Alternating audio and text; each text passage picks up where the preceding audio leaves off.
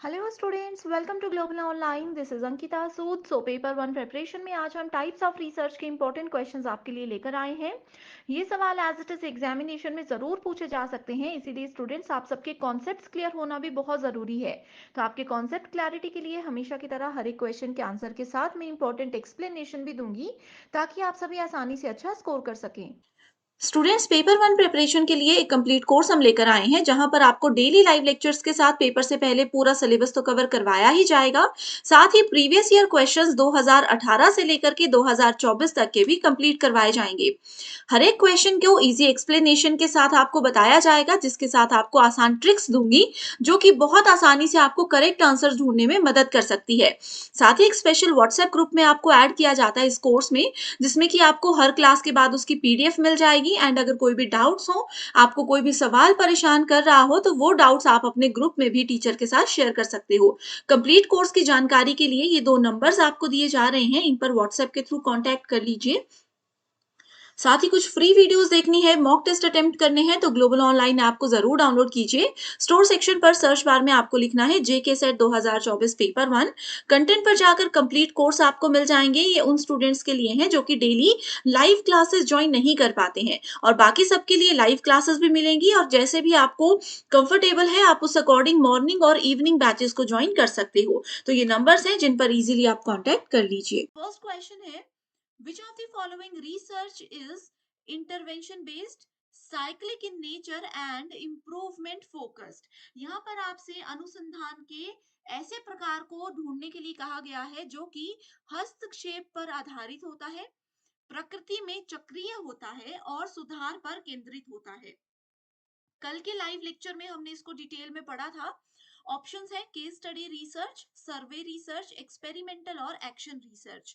मैंने आपको कल बार बार बताया था कि एक ही रिसर्च का ऐसा टाइप होता है जिसमें कि साइक्लिक प्रॉपर्टी होती है, जो कि इस तरीके से साइकिल के फॉर्मेट में काम करता है। ये क्या होता है? एक्शन रिसर्च, यानी कि क्रियात्मक अनुसंधान। नेक्स्ट क्वेश्चन है, which of the following shows the correct sequence of undertaking action research based studies? अभी हमने फर्स्ट क्वेश्चन में पढ़ा था कि एक्शन रिसर्च क्या होता है, साइक्लिक होता है नेचर में। इसके 4 स्टेप्स होते हैं जिसको ये रिपीटेडली फॉलो करता है। क्या क्या है? Planning, acting on the plan, observing या फिर रिफ्लेक्टिंग। दूसरा है acting on the plan, observing, planning और रिफ्लेक्टिंग। कल भी हमने ये पढ़ा था शॉर्ट में। मैंने आपको बताया था सबसे पहले हम एक्शन रिसर्च में क्या करते हैं, एक प्लान बनाते हैं कि हमें जो रिसर्च करनी है वो क्या होगी, मुद्दा क्या होगा, प्रॉब्लम क्या होगी, कैसे हम उस पे आगे बढ़ेंगे।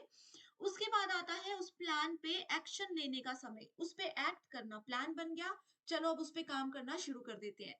प्लान, एक्ट, उसके बाद आता है ऑब्जर्व, यानी कि जो कुछ भी हमने एक्ट किया, जो कुछ भी हमने प्लान किया था, उस पे काम किया, फिर उसको ऑब्जर्व करना कि क्या वो हमें सही राह पर लेकर जा रहा है, क्या हम सही काम कर रहे हैं या नहीं कर रहे हैं।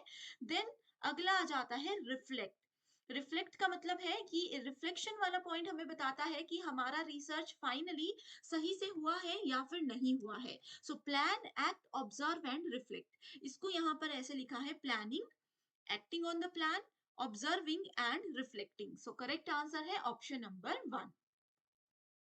100% है, सेट एग्जाम में ये क्वेश्चन आना ही है। Okay, the study of why does stressful living result in heart attack can be classified as.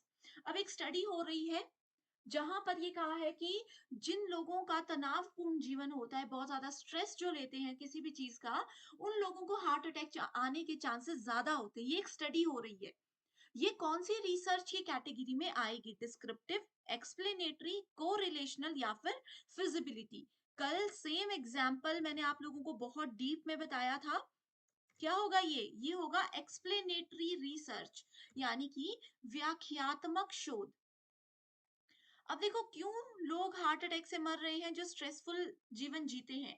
इस चीज की जो स्टडी है वो सिर्फ उस प्रॉब्लम को एक्सप्लेन करेगी, उसका सॉल्यूशन नहीं देगी। वो सिर्फ एक रीजन बताएगी कि हाँ भाई, जो स्ट्रेसफुल लाइफ जीते हैं, उनको खाने पीने की इच्छा नहीं होती, वो ये करते हैं, वो करते हैं, कुछ भी चीजें हो सकती है जिसकी वजह से उनको हार्ट अटैक आता है। तो ये एक्सप्लेन कर रहा है चीजों को, उसका प्रॉपर सॉल्यूशन नहीं बता रहा। वो कोई और रिसर्च करता है। ओके, अगला है which of the following is a method of quantitative research, यानी कि मात्रात्मक अनुसंधान की एक विधि कौन सी है। बहुत डिटेल में पढ़ा था कि ये कॉन्सेप्चुअल अप्रोच होता है, वैचारिक दृष्टिकोण होता है, एम्पेरिकल अनुभवजन्य दृष्टिकोण होता है, स्ट्रक्चरल अप्रोच है या फिर अनस्ट्रक्चर्ड अप्रोच है। अब देखो यहाँ पर एक चीज मैं बताती हूँ, जिन बच्चों ने कल मेरी लाइव क्लास अटेंड की होगी उनको इसका आंसर जरूर आता होगा, एंड जो स्टूडेंट्स मिस कर चुके हैं लाइव क्लास को, मैंने आपको बताया इस तरीके से दिखेगी global online app, play store पर जाकर उसको डाउनलोड कीजिए एंड कोर्स में लाइव क्लासेस फोल्डर में जाकर उसको देख लीजिए, ठीक है। अब देखो कल के वीडियो में हमने एम्पेरिकल अप्रोच अभी तक नहीं पढ़ा था, कॉन्सेप्चुअल अप्रोच अभी तक नहीं पढ़ा था। क्वांटिटी, मात्रा की जब बात होती है तो मात्रा हमेशा एक स्ट्रक्चर्ड फॉर्मेट में काम करता है, ऐसे डायरेक्ट आपको याद करने का मैंने बताया था, तो ये होता है क्वांटिटेटिव स्ट्रक्चर्ड। और अगर हम क्वालिटेटिव की बात करें तो वो होता है अनस्ट्रक्चर्ड अप्रोच। अगला क्वेश्चन है which of the following method is conducted to describe the characteristics of a situation, phenomena और अ प्रॉब्लम। ठीक है, किसी भी सिचुएशन की, किसी भी प्रॉब्लम की सिर्फ विशेषताएं, उसकी कैरेक्टरिस्टिक्स को डिस्क्राइब करना है।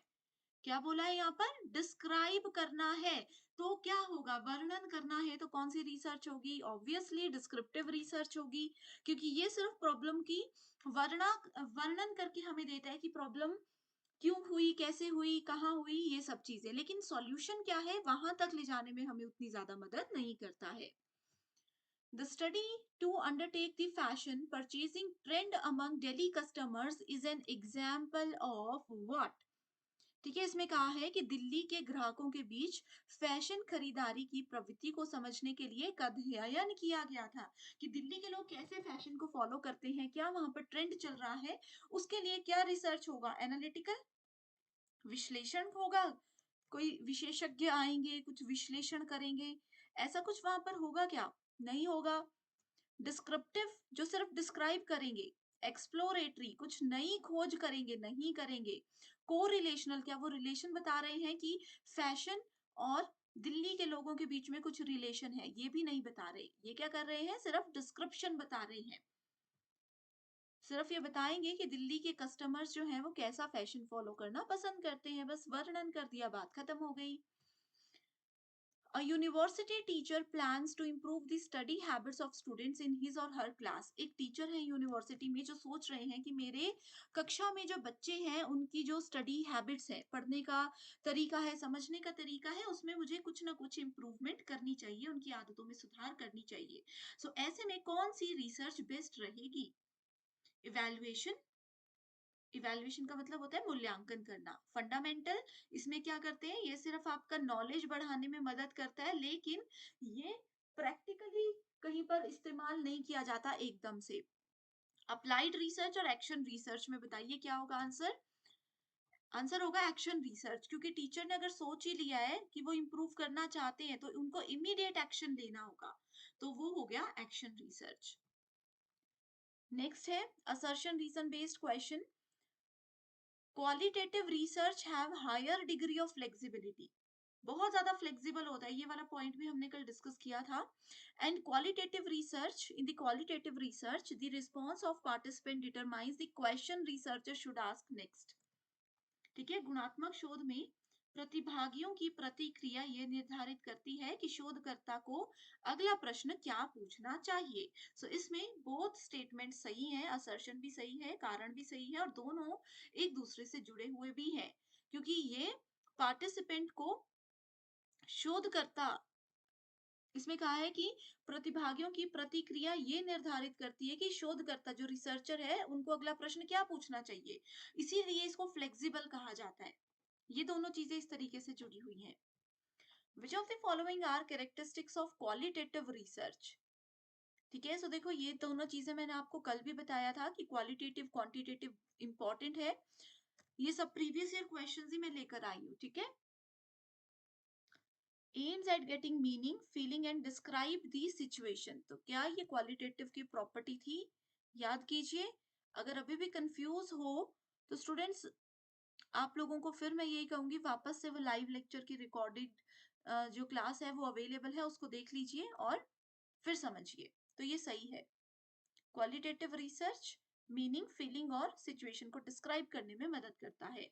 नॉन डिस्क्रिप्टिव होता है, नहीं, ये डिस्क्रिप्टिव होता है, इसलिए ऑप्शन नंबर 2 गलत हो जाएगा। देखो ऑप्शन नंबर 1 सही है, 2 गलत है। Results are presented in tables and graphs. Qualitative में ग्राफ और टेबल्स का यूज ही नहीं होता। It investigates why and how of decision making. ये बताता है कि जांच, ये निर्णय लेने के क्यों और कैसे की जांच करता है, बिल्कुल सही। और ये एक्सप्लोर करने में, कोई खोज करने में, नया नॉलेज लेने में हमें मदद करता है। तो इसीलिए करेक्ट आंसर है 1, 4 and 5, option number C. Next is phenomenology, यानी कि घटना विज्ञान क्या है, क्या होता है ये क्वालिटेटिव, ये टर्म अभी तक हमने पढ़ी नहीं थी, इस क्वेश्चन के थ्रू ये आपको क्लियर मैं कर दूंगी। सो पढ़िए इस क्वेश्चन को ध्यान से, क्या कहा हुआ है।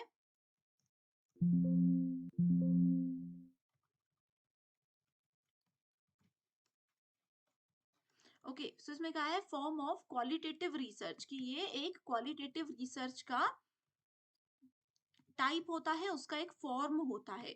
अब देखो, अभी भी अगर याद नहीं आ रहा ना क्वालिटेटिव रिसर्च क्या है, तभी मैंने कहा था कल क्लास में कि नोट्स बना लीजिएगा, ठीक है।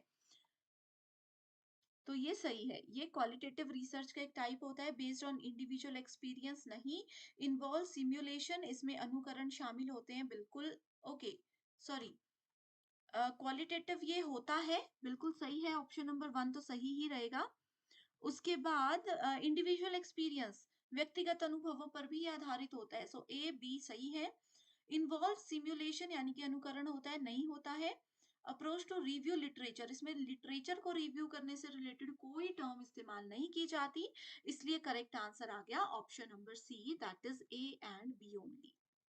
ओके, सो ये थे आज के मोस्ट इंपॉर्टेंट क्वेश्चंस, जो कि पिछले कल के लाइव लेक्चर पर बेस्ड थे। आई होप स्टूडेंट्स आप लोग अभी समझ गए हो कि कैसी क्लासेस हैं और कैसे उससे रिलेटेड क्वेश्चंस हम आपके लिए लेकर आ रहे हैं। सो ये बेस्ट प्रिपरेशन प्लान होता है, ये बेस्ट प्रिपरेशन का तरीका होता है। पेपर 2 के फाइनल रिवीजन के लिए एक स्टडी मटेरियल हम लेकर आए हैं, जिसमें आपको full syllabus, updated notes and MCQs मिलेंगे।